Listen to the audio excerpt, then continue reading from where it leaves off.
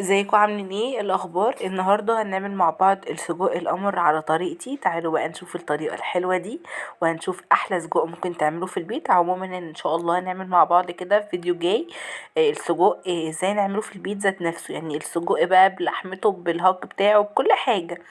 لكن النهارده هنعمل طريقة السجق عشان ناكله بألف هنا وشفا.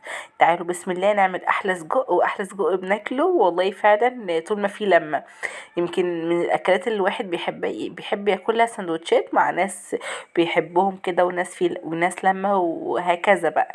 المهم تعالوا بقى كده، جبت معلقتين من اللي حطيتهم في الجريل وحطيت عليهم السجق. والسجق انا ما قطعتوش حتت صغيره ولا حطيته كامل، لا انا قطعته كده نصين، يعني كل صابع سجق قطعته النصين بحيث ان هو يبقى زي النقانق كده. وعايزه اقول لكم فعلا يعني مدي شكل حلو للساندوتش. وكمان كل واحده محافظه على مكانتها كده في وسط السجقات التانية. وبعد كده بشوحهم، مجرد ما يغيروا لون بقوم نازله بمعلقه كبيره من الثوم المفروم. وعايزه اقول لكم الثوم بيكون يعني بيدي طعم حلو قوي ونكهه حلوه جدا للسجق.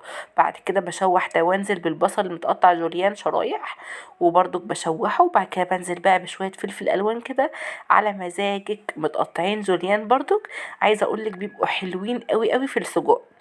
ما تجربوش ابدا انتوا تعملوا سجق من غير فلفل الوان، لا اعملوا فلفل الوان، هيدي طعم حلو قوي ويودي السجق في حتة تانية.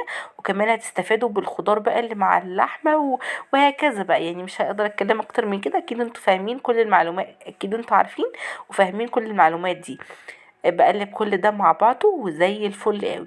بسيبهم بقى يتشمعوا، بس قبل ما يتشمعوا كده بنضيف التوابل. توابلنا عبارة عن ايه؟ كده كده اصلا السجق متبل، فانا بضيف شوية كده مع شوية حلوين من الكزبرة الناشفة. طبعا حطينا توم فلازم كزبرة ناشفة. وشوية من الملح رشة كده بسيطة. وشويه من الفلفل الاسود. وبقلب كل ده مع بعض وزي الفل قوي. بصوا بقى، لو انتوا ما عندكوش اطفال او في ما فيش اطفال بياكلوا السجق عندكم، فانتوا هتضيفوا معلقه كده من هريسه الشطه عشان تبقى سبايسي.